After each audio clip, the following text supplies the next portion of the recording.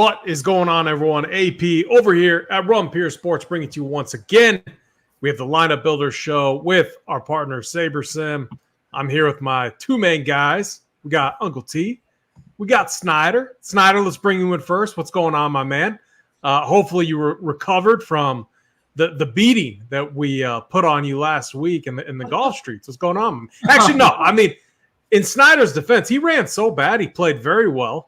We were playing. What were we playing? We were playing banker. Then we switched to captains on the back nine. Yeah. Yeah. You always had Ben on your team, and I beat everyone on the back nine and lost all the money. You beat me by one.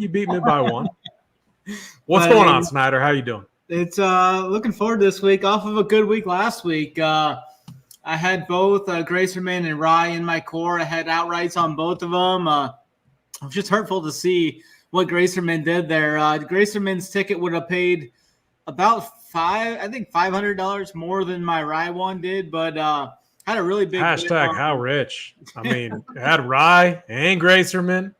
Probably had Kuchar too. I mean, no, I did not play Kuchar. I mean, it was funny to see him working the angles there, though. He made an extra like 100,000, I think, making par there. People just love to hate. People love to bitch about everything. I mean, in the moment, is it funny to like make fun of it? Yeah, I'm going to make fun of it. Yeah. I'm not going to hate the guy because of it.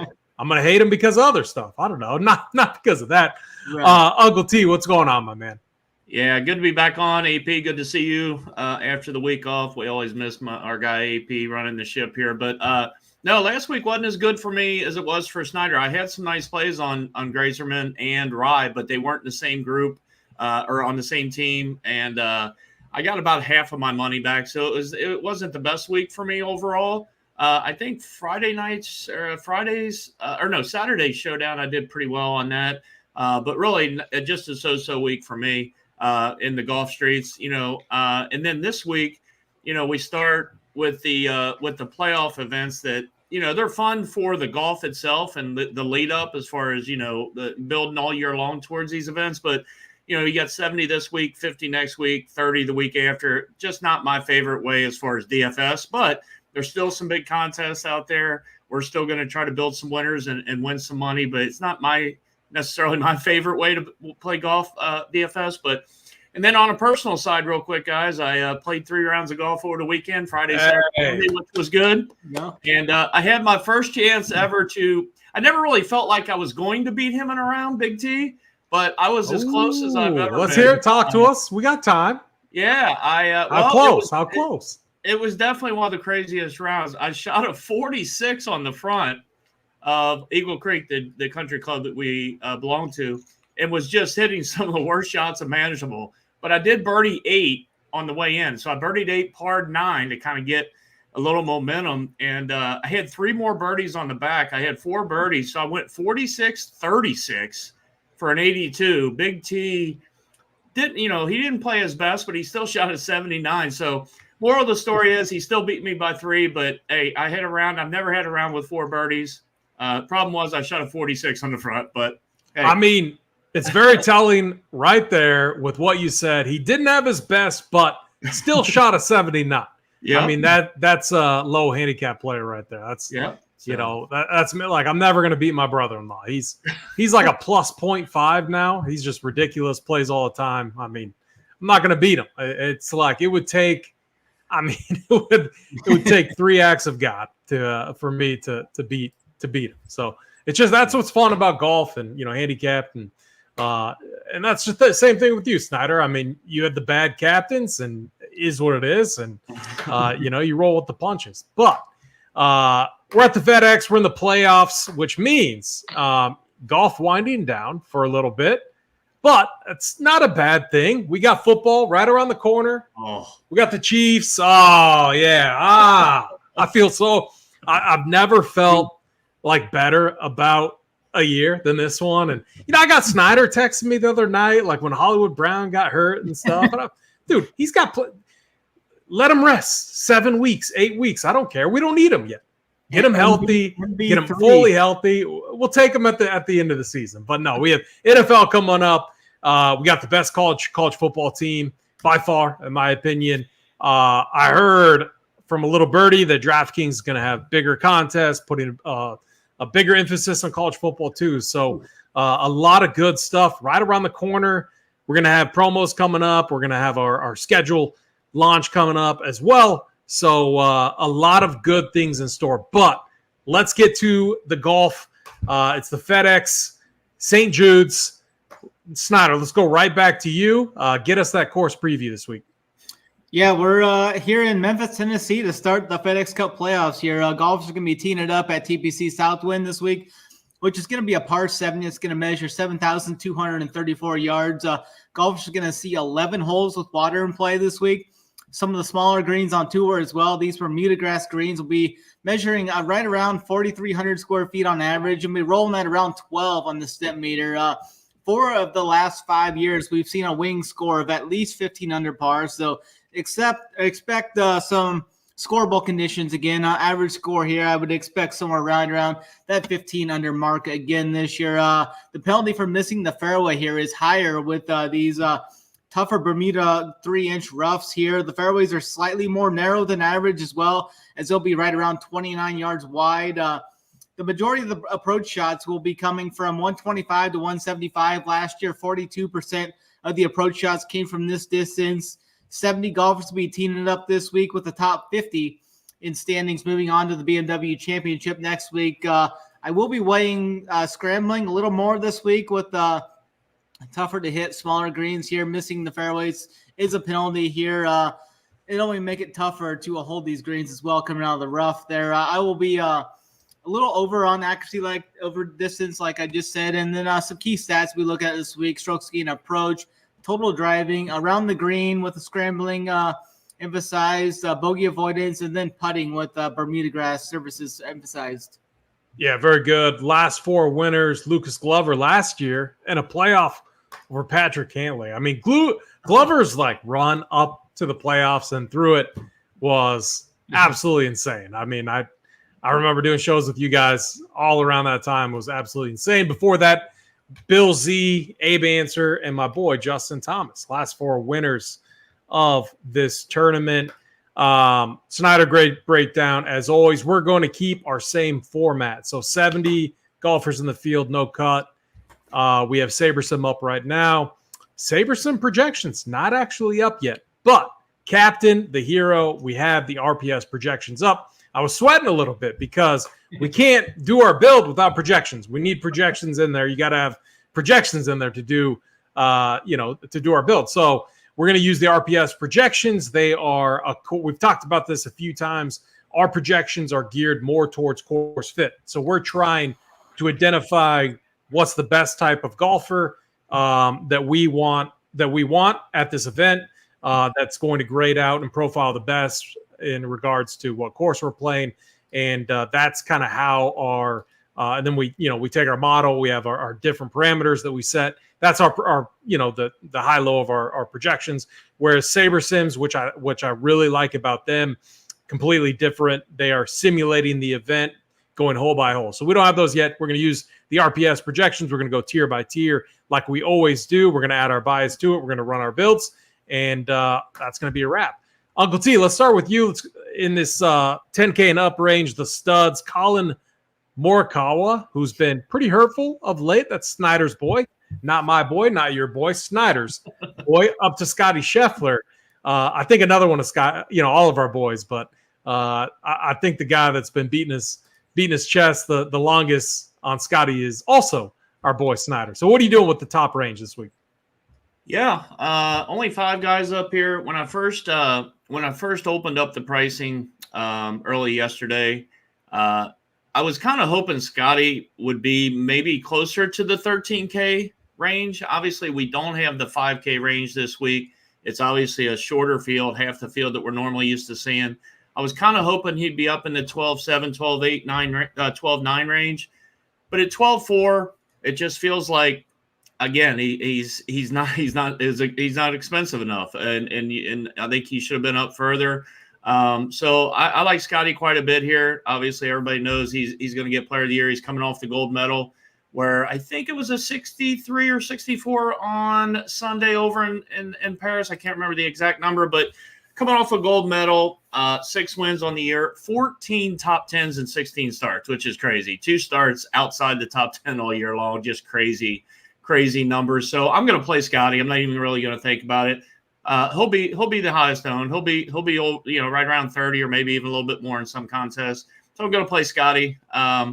Xander's an interesting one for me because he's kind of always an interesting one for me, and he's kind of probably burnt me clearly more times this year trying to fade Xander because he just keeps converting. I mean, he was right there for the gold medal in Paris too on Sunday until I think it might have been 8 or 9, and he started making a couple bogeys and fell back, finished T9. I don't know what I want to do with Xander. It could be a full fade by Thursday. I'm not really sure. The other guy up here that I really like is Rory, though, at 11-1. Again, you got a $1,300 discount from Scotty. You do get a little bit better course history here from Rory. And, guys, look, we all know Scheffler and Schauffele have been by far the top 2 guys all year long. And Rory's been kind of on the outside looking in, right? He's one of the best players in the world. But these 2 guys above him have been getting all the pub, and rightly so. And Rory, outside of the bad finish, well, he really just had the first bad round at the Open, and he kind of played himself out of it. He's been playing some really good golf, too. And in these playoffs, we've seen where, AP, you mentioned it with even a guy like Glover, and I'm not even talking about, the top part here, which Rory is clearly so much better than Glover. But what I'm getting at is you can get on a little 2-3 stretch here, tournament stretch here, where you just get crazy. He may win two of the 3 events, or you may see somebody win 2 of these 3 events. And Rory is one of those guys that I wouldn't be shocked at all if he won this week and then finished well next week and then won the Tour Championship. I just wouldn't be surprised at all. So what I'm getting at is I like Scheffler. I'm going to play some Rory. I may start all my teams with those 2 guys. Ludwig, again, he always just kind of falls and feels like he's going to get squeezed up here because of the other guys. He hasn't played here. He's often kind of a disappointing 18th finish at the Olympics for me. Again, however much you want to put stock in the Olympics, but good iron player, but I'm probably going to fade Aubert. And Morikawa is, I don't know, I've played him so much, and he's never going to hurt you. He's just in really good form, but I don't know. He's 12-1, which I thought maybe he'd be 14, 16-1. He's only 12-1. I don't know what to do with Morikawa. I know Snyder's playing him, but I'm definitely out on Aubert, and I'm not sure what to do with Xander and Morikawa. So that's kind of where I'm at right now. I'm really strong on Scheffler and Rory as far as making my lineups, and I could get to where I fade the other 3. Yeah, Xander's like, round 4 at the Olympics is baffling to me. Yeah. It's like I want to jam Scotty, Xander, the 2 guys that are playing the best in a tier of their own, and I don't think it's that close.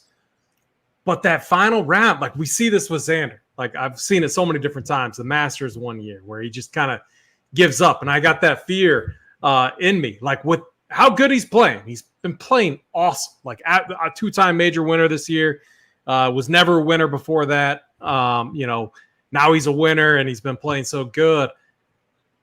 That last round I could not believe that. I thought it was his to lose, and it really was. And then the inevitable happened. Scotty, he is the inevitable guy, and he went low. He went low. Rory played really well.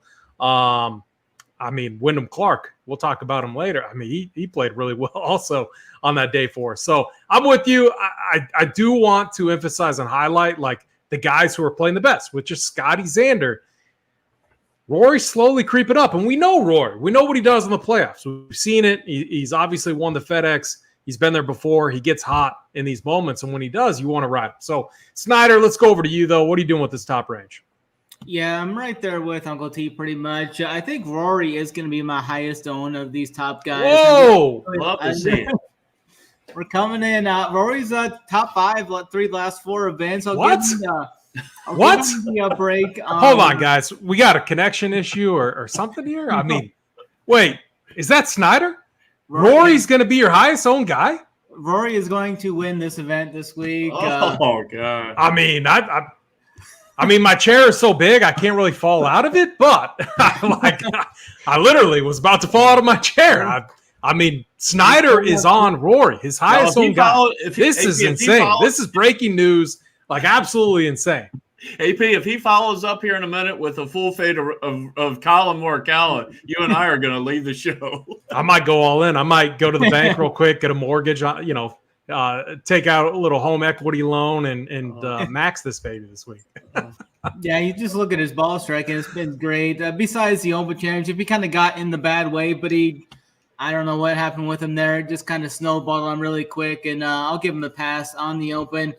Battles back at the Olympics, plays really well. Plays his best golf the last two rounds, rounds 3 and rounds 4, were his two best at the Olympics. And then you look at what he does in these playoff events. Fourth T3 last year. He won the Tour Championship the year before. He just excels in these playoff events. It's like he chokes in all the majors, but he just really excels in these playoff events. So I'm going to be high on Rory this week. I think he's coming in great form. I think he'll definitely be lower than Scotty. I think Xander may even get a little more ownership than him as well. I'm going to be fading Xander this week. I'm off Ludwig this week. I will be playing some Scotty, though. I always play Scotty. You look at his course history at this track, though, you would think his game sets up better for it, but he really hasn't really done much here since 2020. He was T5 there, but the last 3 times he's played this event, T43, miscut, T31. So I'll probably be right around the field on Scotty just because I play him every week. So I'm going to continue to be playing Scotty, but probably just around the field, I would imagine. And then I'm going to play some Morikawa as well. I think this course does set up really well for him. He's got the last couple of years, he's played really well here. The stats look good. I mean, he's first off the tee in accuracy. He's 4th in approach last 36 rounds. So it's been there. It just hasn't really translated the last 2 events at the Open and the Olympics. Those were overseas. Back on a much better course fit, I think, for him. So I'm going to be on Morikawa. I think I'll even play like Rory and Morikawa in some teams because I think it's viable to even go like Scotty and Morikawa just with how strong the 6K range is down low. But yeah, Rory 1, Scotty 2, Morikawa 3 probably. I honestly, guys, I did not have that on my bingo card today coming into the show. I mean, we got Scotty Scheffler, we got Colin Morikawa in this range. Snyder, you've been all over Xander as well. I mean, more so like in cash. But then to throw the curveball of Rory, we got to make him the top value, if you want to call it that, from a ranking standpoint in this range, which we did. Followed by Scotty, we gave a big projection to. Like I came into this today, prior to getting on with you guys before the show, just thinking like in this top range, I want Xander, I want Scotty. At the same time, I was also thinking that last round on Sunday is in the back of my mind on Xander, and he just looked terrible. Like I know it's like one round of golf, but one round of golf for these top guys, if you don't have it, I mean, that can be the difference maker. And so it's definitely concerning. And then the Rory factor too. So I'm with you guys. Absolutely love Rory, but outside of that, it's Scotty, Xander for me. I don't know if I can get on board with Colin Morikawa. Aubert, he's Aubert. If I get him in a build, I'm going to be fine. The dude is an absolute stud. But I do want to highlight and really emphasize these top 3 guys. That's Rory, Xander, Scotty. Like those 3 are just, in a tier of their own. So I like what we've done with the projections here. Let's go to this next range. Uncle T, let's go right back to you. Russell Henley up to Tommy Fleetwood. What do you get? Bronze medal or silver? Bronze, right? Silver. Hideki silver. No, he got silver. Hideki bronze. Tommy was second. Yeah. Hideki got bronze. Is that what you said? Yeah. Talk to me about this range, though. Yeah, it's again, we just spent 10 minutes talking about these studs up top, and Snyder even mentioned incorrectly. So I'm not sure how much I'll be doing it, but it's definitely viable to play 2 of those guys. I don't really have as much interest as a whole in this 9K range. Tommy Fleetwood, I mean, again, he's playing pretty good. There's really not much negative to say about him. He's even got a couple top 5s here at this track. it just still feels like he's kind of expensive when I can pay $200 more and get Morikawa, or even go up another 13 and get Rory. So I'm going to probably be out on Fleetwood. Cantlay is a guy that I think people are going to like to click in this 9K range. He's kind of trending back up after having really a subpar year all spring and summer. Has been playing a lot better. T2 here last year. I think I might try to probably fade him as well. And Victor Hovland, guys, is there another guy besides Hovland that really has shown? I mean, he's got no wins this year. He's got no top 10 since the PGA, which was 3 months ago. And the dude just still is in this mid to upper 9K range every single week, and he does nothing. So for me, if Hovland, I'll make a real good flag plan on at least one of these guys in the 9K range. If this guy beats me, I'm totally okay with going to the next week. So he is on the outside looking in as far as next week, because he's 57 in the FedEx Cup, which shows you how poorly he's played this year. So I think Hovland's a really easy fade for me this week. He's got decent course history, if you want to call it that. A couple of top 20s, but 9,500, no thanks. These bottom three are interesting because they all grade out on this course with history, with form. They check a lot of boxes. Hideki, Connors, and Henley. Out of the three, Hideki feels like the most properly priced guy, if you will. Connors and Henley feel like we're used to, again, getting these guys in the low to mid 8Ks, and even Henley at the start of the year was, he was in the low 7, mid 7, right? So I like all three of these guys here at the bottom. So if I start some teams with Scheffler, Matsuyama, or Scheffler, Connors, or, Rory, and one of these guys, I'm okay with it because they're very good plays. I just don't like them a lot. So I think the overall feeling for me I have on this 9K range is, guys, I may grab one of these lower 9K guys and kind of have those as my second guy in, but I'll definitely have some teams with Scheffler and Rory at the start and then go straight to the 8K range, which is what we'll talk about here in a minute. Yeah, very good. Agree with a lot of that. Hideki especially. I played him at the Olympics. Absolutely love what I saw. And, he won me over in that event. So, he's definitely going to be the guy I'm on in this range. Snyder, 9K range. What are you doing with these guys? Yeah, I think I'm just going to try and get overweight on the guys up top. I don't think I'm going to have much room to play many of these guys. Fleetwood's overpriced now.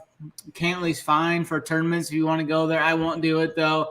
Hovland's a low-owned GPP play. If you want to go there, I probably won't go there, though.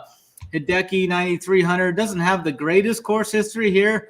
Has one finish, one decent finish. T16 is his best finish here.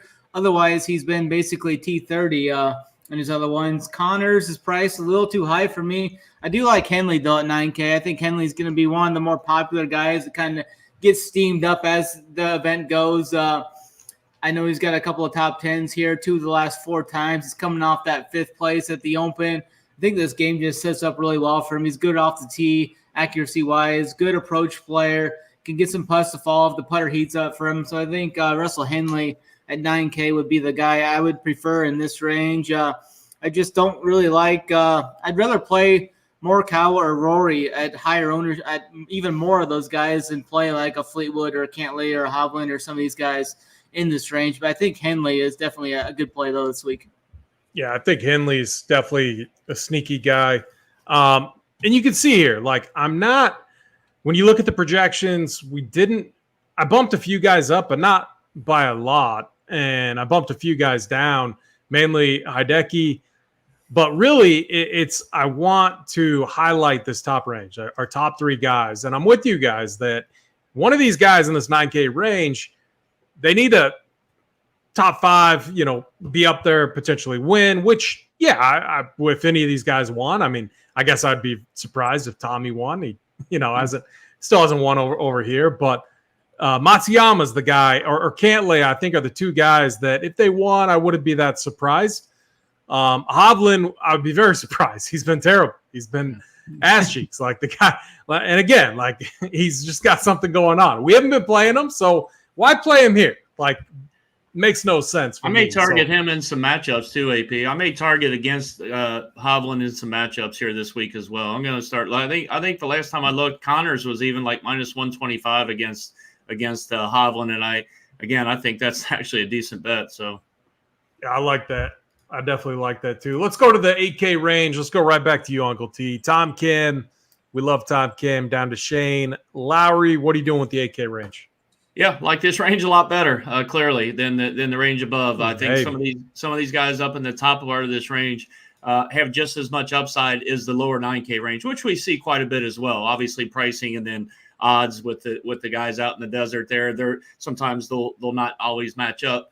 But like Tom Kim's 30-1 right now, 8,900, has a couple of really nice finishes here. Coming off an 8th at the Olympics. Hey, he was right there on Sunday too. He was really never in contention for the gold, but he was definitely in contention on that back 9 to get a bronze medal. He just couldn't get there. I know the military service, I think, stuff is still looming with him, right? I think he's got plenty of time left to try to avoid that, like, you know, that he's going to have to do eventually. I think Benny On's actually closer to having to do that than he is. I'm not sure, but at any rate, it's a really good play here for Tom Kim, I think. We've played him again a lot. Us three have the last 4, 5, 6 starts that he's had. Really hasn't let us down other than, you know, a couple of miscuts in there, but some really high finishes when he does make the cut. So I like Tommy Kim quite a bit.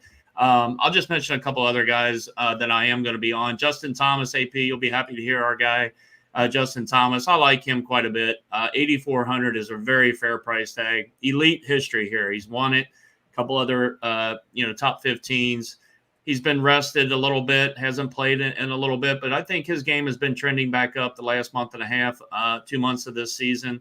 I like Justin Thomas. Sam Burns is probably one of my favorite plays in this range. Hope it doesn't come back to bite me, but runner up here in 2022, 8,300, been playing really well. I like me some Sammy Burns here at 8,300. I skipped over a couple guys. I don't want to mention them all. My fades in this range are Cam Young and Shane Lowry at the bottom. I played some Young last week, and guys, this guy just ain't gonna win. I mean, it's crazy how he kind of wild. He gets in the hunt, he just can't. He always fades and falls apart. I just don't. I think he's gonna be a guy that'll finish 15 to 40 in like 80% of his tournaments that he makes. He just can't get there. So. And Lowry, not the best course history here for Big Shane. The guy I didn't mention that I'm sure you guys will mention, though, is Aaron Rai. I mean, there's no reason not to play this guy. Fresh off the win last week, 4 top 7s at his last 5 starts. The guy's just playing phenomenal golf. So for me, I like a lot of guys in this range. Tommy Kim, Burns, and Thomas would be my 3 main guys, I think, in this 8K range. Yeah, very good. And, look, with Aaron Rai, if you're looking for reasons to fade a guy coming off the win. I mean, we saw Lucas Glover last year go on an insane run. And it was like, win, top 5s. Like, he was just a machine. And it's a no-cut event. So I'm with you. Like, just because he won last week isn't going to take me off of Aaron Rai, especially at this price tag. So I am definitely on him with you. Love Burns. Love JT at this track, too. I mean, JT was awesome that first day. I believe had the bad side of the weather. Now he's had some time off. And this is a course that really fits his eye. He's probably I'm still lifetime probably down quite a bit on Mr. JT. I'm going to get it back this week. Maybe. Snyder, what are you doing with the 8Ks this week? Yeah, I like this range a lot better than the 9K range. I think my favorite play is going to be Sung J M at 8,700. I know he had a bad round 4 last week. He lost 2 strokes putting last week. But you look at what he's been doing over the last 2 to 3 months. He's finished inside the top 12, 8 of the last 11 events. I had some really strong form coming into the Wyndham last week. Was T7 at the Open, T4 at the Scottish, T12 at John Deere, T3, T8, T9, T4. So he's played well in some of these big events too. At the Wells Fargo, he was top 5. At the RBC Heritage, another elevated event, he was T12. Didn't do good in the last 2 majors, but his course history here is really good as well. He's bettered his finish in the last 3 years, going T16, 12th, and then T6 last year here. So I really like Sung Jae and how his game's coming in. So I'm going to be high on Sung Jae at 8,700. Probably my favorite option in this range. I've been playing Aaron Rai like every week, so I'll just keep playing Aaron Rai. It doesn't have the greatest course history here, and I am kind of worried about him coming off that win last week, but the game should really translate really well to this. I mean, he hits fairways, he hits greens. He's number 1 in greens in regulation over the last 36 rounds. And he's hitting fairways at a high clip too at 74%. So I think Aaron Rai is still a good play there. I don't know if I'm going to get to JT. I just haven't really played him, but maybe you guys can talk me into him. He just worries me. I mean, you just look at what he's been doing accuracy-wise off the tee and hitting greens regulation for the last 36 rounds. It hasn't been the best, but I can see the upside there for sure. I do like Billy Horschel quite a bit at 8,500, so I think I'll be on Billy more so than JT. I mean, Billy's kind of rounding back into form. He's played these playoff events well in the past. He won the FedEx, I think, a few years back, maybe quite a few years back, but he's shown the ability to do it. He's off of a couple of good finishes, T2 at the Open. Then last week he was at T7. He had the good mojo going last week too. He was kind of rooting on Rai, even though he was kind of competing with him. No, so I like. He did more than root. Yeah, I thought he was going to like stroke it. I thought he was about ready to get on his knees. Like, yeah. I mean, he's going to fully service him.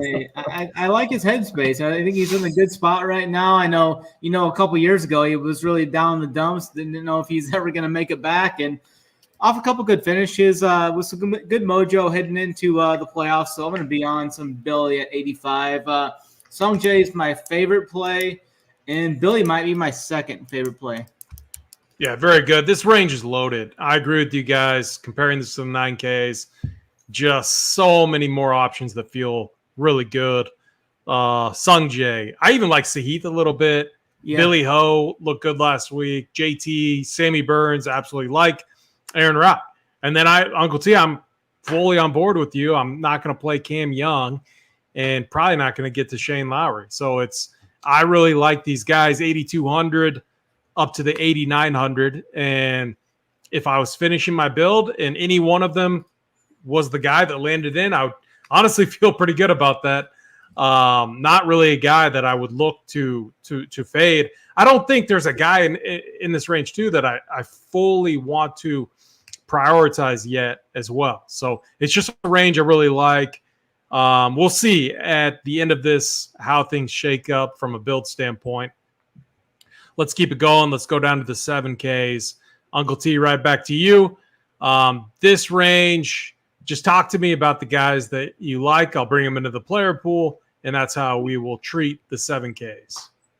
Yeah, I'll be kind of brief here, and again, it's a lot shorter range. Obviously, what about maybe 18 to 20 guys as opposed to 30 to 35 guys, obviously with the shorter field. But let me start with Adam Scott, 7,700.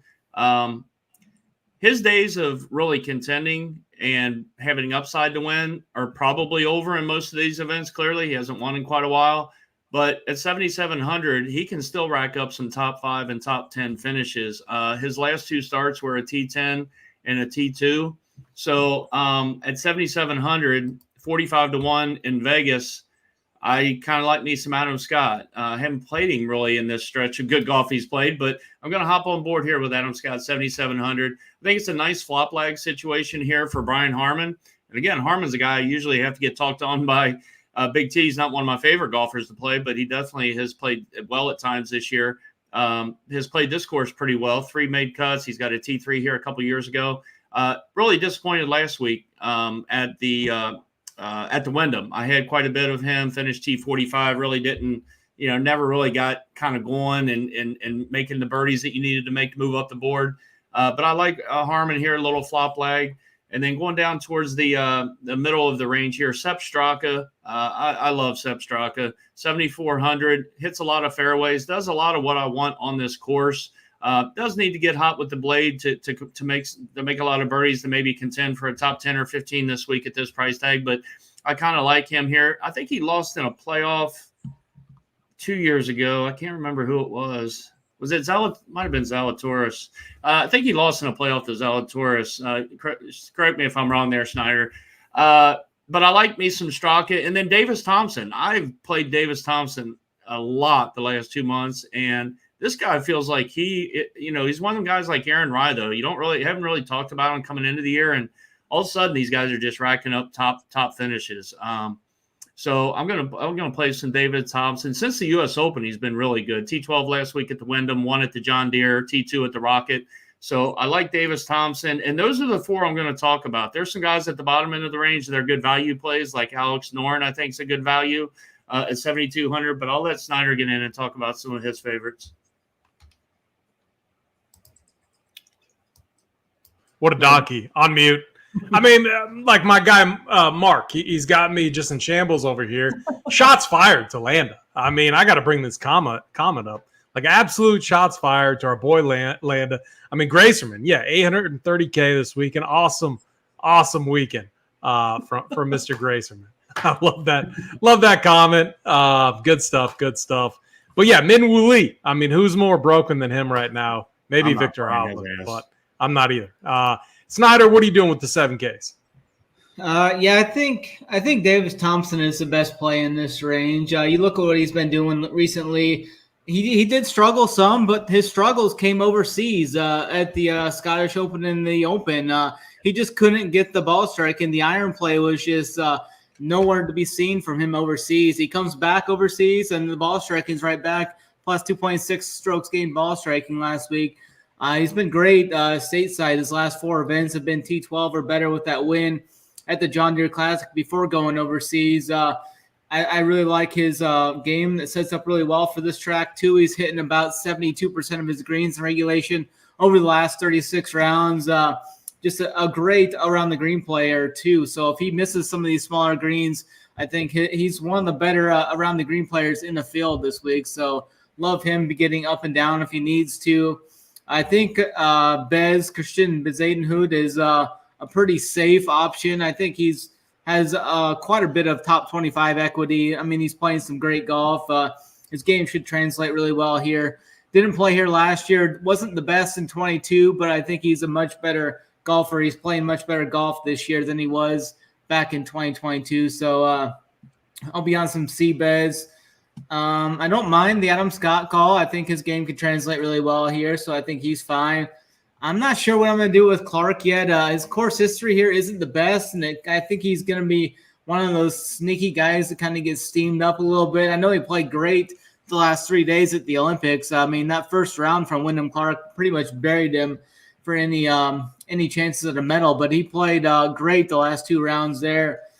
I may get to him if he doesn't get too popular, but and then I'm going to be off of Minwoo. I'm going to probably play a little bit of Taylor Pendrith as well at 7,100. I think his game translates well here. I mean, he's off a couple of T5s at a couple of lesser events, but I think he's a good upside play at 7,100. All right, so we got a lot of missing pieces here. So just to confirm with you guys, no Fitzpatrick, no Spieth, no Benyon, Jason Day, Akshay, Siwoo, Noren, Bobby Mack, Bill Z, Keegan. Anyone else that we should add into our pool for our show build? I like a little Noren as a value down there. He just wasn't one of my top plays in the range, but Noren's fine down there at 7,200. Easily a nice plug and play. Yeah. The guy I liked was Wyndham Clark. Do I love him? No. Am I going to have a couple shares of him? Yes. That's basically all it is. Couple sprinkles. I want to play Benyon. You guys aren't on Benyon this week? He's not getting really that good of love in the matchup markets. Aaron Rye is minus 155 over him in the matchup market. Screw the matchup markets. I'm bringing my boy Benyon in there. There you go. No Akshay either. No Akshay, guys. Yeah, Benyon will probably get you like 30th. Akshay's kind of cooled off since he should have that tournament he gave away to Cam Davis. Yeah. What was that at the Rocket? I think he hasn't kind of been right the last 3 or 4 starts since then. So I'm kind of off Akshay. Yeah, this is his first playoff appearance, I think, as well. Yeah, I don't like it, and I don't have a really strong read on this range at all. I love the Davis Thompson call. Stepstrock is my boy. I think the Adam Scott call is good too. The guy's just so consistent. Now that's like your T30 or better play. Yeah. I mean, Adam Scott, I'm going to say he finishes like T22, between 15th and like T22. Yeah. Which could be respectable. Maybe scores well. Maybe limits a lot of damage out there. I like some Adam Scott. So Wyndham Clark, it's just I like what I saw in rounds 2 through 4 at the Olympics. If he can get it all together, we know what he's capable of doing. Let's go down to the 6Ks. Right back to you, Uncle T. Same format. What are you doing in this range? Yeah, I'll let Snyder talk about Grazerman because that's his guy. I'll let him kind of talk about him. He's clearly fine here at 6,900. A couple guys I like a lot. Tom Hoagie at 6,800. Only 2 trips here, a miscut and a T43, which is kind of, underwhelming kind of finishes there, but hasn't been in the greatest form. So when we get down to this 7K, under the 7K range, though, you got guys that, up above that are the better golfers. You're going to have good history, good form on a lot of these guys we've mentioned. Down here to get both coming in is probably not going to happen much. So Hoagie really doesn't give you either one, but I still think how this course is, and he's a good iron player, hasn't been in the best form. I'm just going to bank on Hoagie maybe having a good week here. I really don't have a ton behind him other than, again, good iron player. I think he's going to get hot this week. Cam Davis, 6,800. I always play Cam Davis for some reason. I got a Cam Davis problem because he's always kind of cheap. He always kind of feels like he's good value. I like him. Eric Cole treated me good last week with a T7. He has 3 top 10s in his last 5 starts. Again, 6,700. Okay. He'll have hardly any ownership down here. I like him. I got 3 other guys I'll mention. Ben Griffin. He's fresh off a T7 last week at the Wyndham. He was the guy that I had in my main lineup originally. And I think it might have been Nick Taylor who I put in for him last week, and Nick Taylor missed the cut on the number, which kind of was disappointing. I think it was Ben Griffin. But anyway, I like Ben Griffin. Sets up really well here. Taylor Moore's a guy I think maybe all 3 of us will like, maybe 6,400. Yep. Just too cheap in this spot. Really good ball striker. Good history here as well, T5 last year. And I thought he might push maybe 8, 9, 10% down in this range. I'm not really seeing it. So I kind of like Taylor Moore. And actually, I think that was it. I kind of like Victor Perez a little bit here. I've been kind of riding him a little bit, but it might be time to hop off Victor Perez. So I'll go with Hoagie, Davis, Ben Griffin, and Taylor Moore. And I definitely don't mind Grazerman at the top. Yeah, I don't mind the Vic Perez call. Love the Taylor Moore call. Eric Cole, really, really like that call as well. And yeah, I'm always a sucker for a little Cam Davis if it's the right track. We'll see what Snyder has to say, but Snyder, 6Ks. Talk to me about the guys that you like. Hopefully you got some guys that Uncle T's not on too, so that we can make our 6K range a little bit wider. Yeah, I think the 6K range is just loaded this week. There's a lot of guys I like down here. I think you can start off with Mav. I think his game translates well here. You can get a hot putter. I was T3 at the 3M. Didn't play the best last week. Has played decent here the last couple of times he's been here. For his price tag is fine. I think Grazerman's going to bounce back just fine. He seemed fine in his press conference. Yeah, he's probably down the dumps and stuff. He's probably looking for a bridge to jump off for a while, but I think he'll be back here off of that quad and then that 3-putt from 2 foot. Rough scene there for him, but he'll bounce back. The approach play for him has actually been trending upward the last 3 or 4 events. That was his miss there for a while, was he couldn't get the irons completely dialed in. But over the last 5 events, he's been very, very strong. He's been a guy that I've just been hammering on the T40 mark. It's like he's usually like plus 120 to T40. The dude has just been a printer for that. So I like him this week. Cameron Davis, I think he sets up pretty well for this. He's got good course history here. The last 4 times he's played this, been T31 or better, and the last 2 have been T6, T13, and he's off the top 20 at the 3M. I'll give him a pass last week with everything that was going on there. If he can get some putts to fall, I think he's got some great upside for 6,800. Tom Hoagie, you could sprinkle in if you want. He's a good approach player. Eric Cole is a strong option, I think, at 6,700. He's been playing well as of late off the T10 off the top 10 last week. Played this event last year. I think Ben Griffin is a very strong play as well. The only thing that really bothers me with Griffin is his off the tee play has been a little shaky the last 6 or 7 events. I think he's lost off the tee 6 of his last 7 events, and he's lost 2.5 strokes, 3 strokes, 2 strokes the last 3 events. But the irons have been good. The putter's been heating up for him the last 3 weeks. So I think Ben Griffin is pointed in the right direction. I think he's going to do really well again this week. I think he'll finish probably inside the top 25, top 20, with upside for top 10 again this week. So really like Ben Griffin as well. I'm not going to play Poston. He's got decent history here, but he's just been playing bad, and I haven't been on him. I don't mind going to Justin Rose at 6,600. He flashed some upside at the Open Championship. Has a couple of good finishes here too. So he's a guy that could just be one of those sneaky guys that kind of climbs up the leaderboard that nobody sees. 6,600 is a good price for him. I think Johnny Vegas, I'll still go back to him. He's been playing well. Off of the win, he didn't play that good last week, but I'll go back. I'll have some of him, though, at 6,500. I think he's got great upside for that. Taylor Moore, Victor Perez, great upside for their price tags. Austin Eckroat off a top 10. He's got great upside as well. Emiliano Grillo at 6,200. I think he's got a lot of top 20 equity at 6,200, which would be huge, helping to jam in those studs. Yeah, I think there's just a lot of guys. Mac Hughes you could play. I think he's off of 3 straight events of pretty good finishes there. T16, T19, and T28 in his last 3 for 6,200. Like Brendan Todd, this should be a Brendan Todd course. I mean, he's going to hit fairways and greens. Just comes down to him knocking some putts in or not. I think there's a lot of people you can play in this 6K range, which makes it easier for me, I think, to load up with the studs and kind of go stars and scrubs this week. I think will be in a lot of my builds.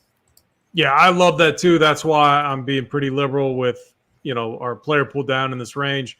And I love the Brendan Todd call, 6,100, 4 straight made cuts, T12 at the John Deere, T12 at the Wyndham. A guy that can make some putts, free up a lot in your build too. And look, like I know what I love. I love these 3 guys, and we love the 8K range. And then I'm with you, Snyder. Like I think this 6K range is loaded. So I like what we did here. I'm scrolling kind of fast. Sorry. I'm trying to think anyone else to add in. AP, real quick, just because Landa mentioned it. I was going to mention Chris Kirk, and I think he's fine because he definitely feels out of play. I agree with Landa. He definitely feels a hair out of place all the way down at 6,200, but he really has struggled the last couple months. It just feels like for the type of golfer he is, 6,200 is really, really cheap. So I definitely agree with that. I definitely think he will be in my pool as well as far as a punt down here.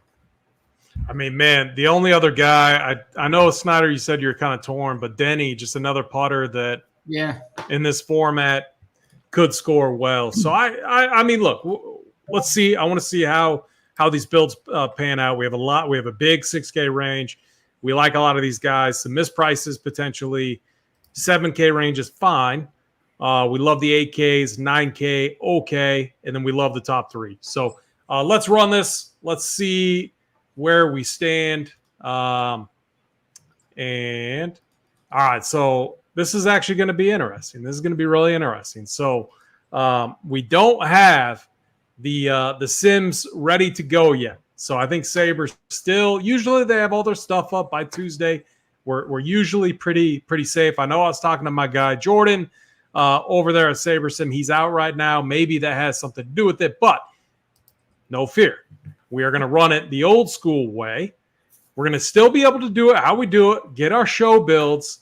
We're going to go our 3 min uniques, our men's salary. We are going to adjust, but we're not going to be able to play around with it after the fact. We're just getting our 5 builds basically. So men's salary 95, 500, 5 lineups before we submit this, because we can't change anything, guys.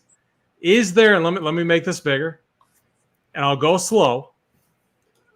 You gotta look at this closely. Is there anything that we need to change, or do you guys feel pretty good about this? I see Uncle T squinting. Any changes, Uncle T? Are we good? And when you get old, you can't see as well. I know. I'm just messing with you guys. I think we're good. Where did we have Fleetwood at? Sucks. Oh, okay, good. Okay, yeah. No, he doesn't suck. Okay, we're good. He's just priced too high. He's priced too high. All right, this is going to be interesting since we don't have the Sims up yet. Can't click that.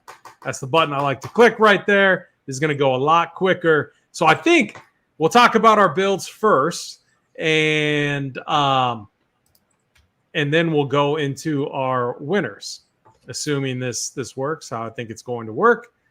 Yeah, there we go.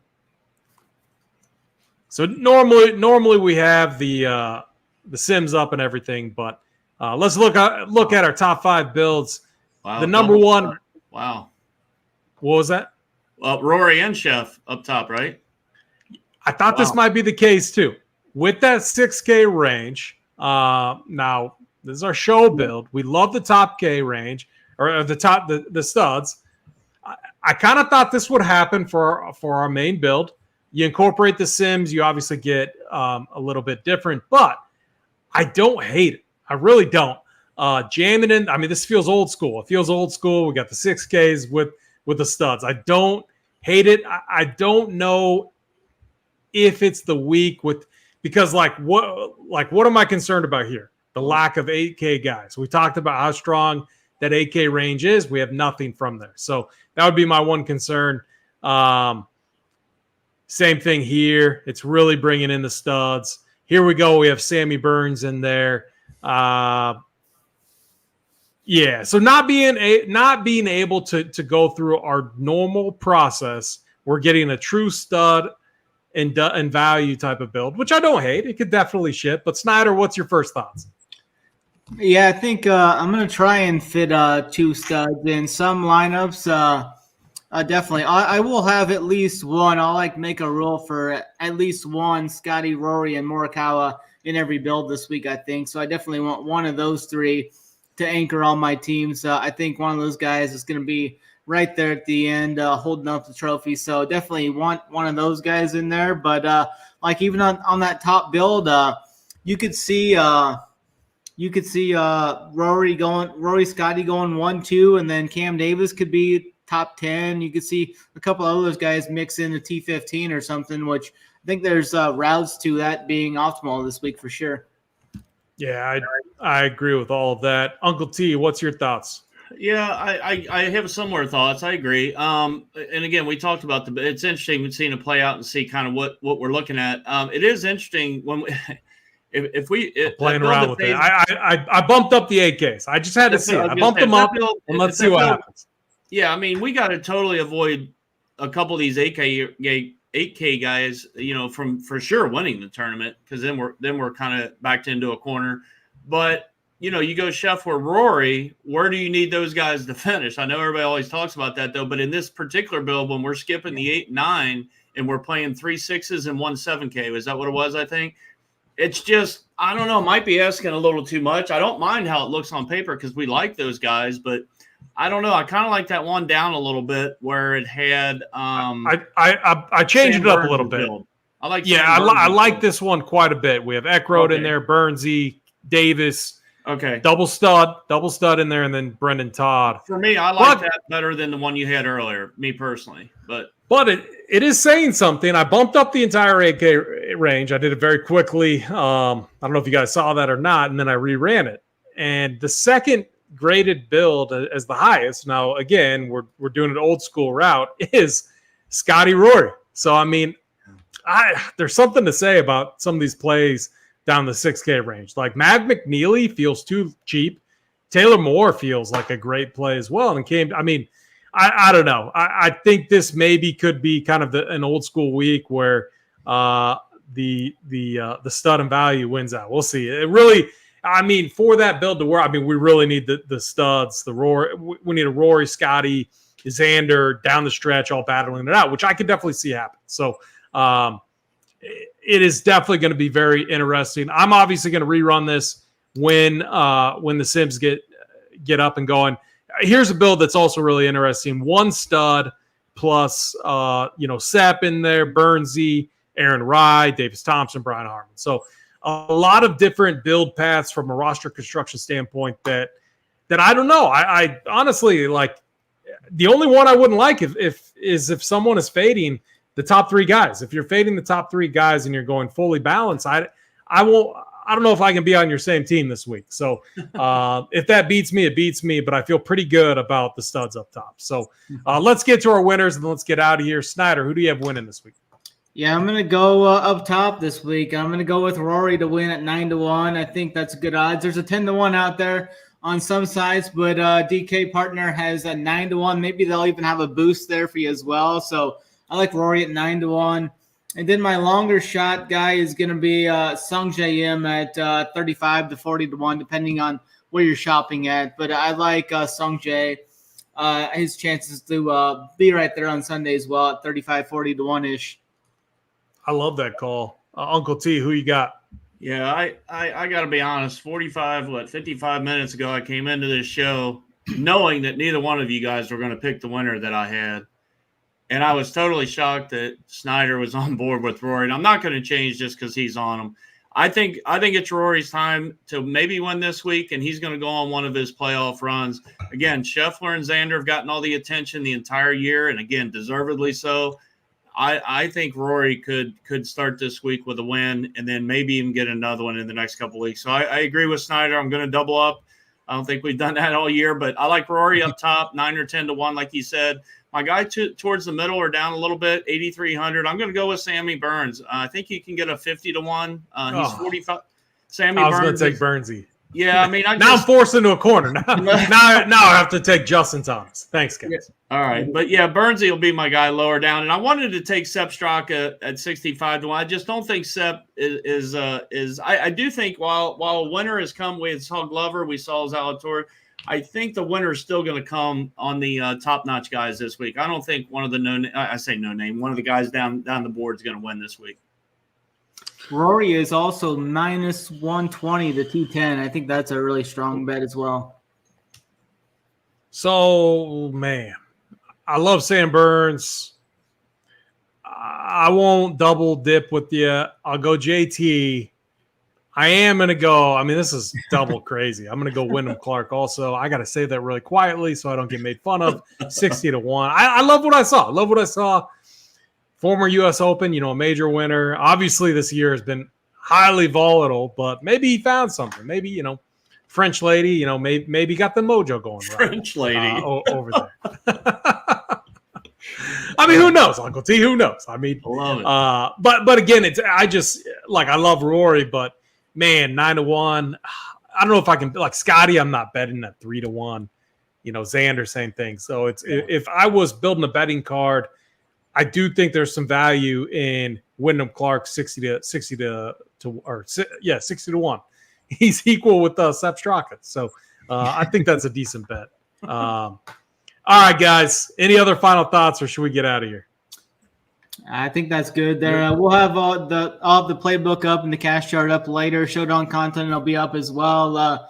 It should be a good event, though. I think this is going to have a good field and a good challenge here. Yeah, I agree with that. Uncle T, any final thoughts? No, I mean, like I said, it's not my preference as far as these type of fields, but I can't wait for Thursday because, again, these tournaments are still where we can win a lot of money. And like Snyder and them guys have been doing a great job on the Showdown playbooks all year long, every single night, Thursday, Friday, Saturday, and into Sunday. So, again, if you start out kind of not so good on your main builds, dip into them Showdown tournaments and follow Snyder and the boys here. They've been doing a great job. Yeah, and also NFL season's right around the corner. We're going to be doing our Showdown Saber show with myself and Rubio on Mondays and Thursdays. So Monday Night Football, Thursday Night Football. We had a lot of success last year. I think we all did as a community too.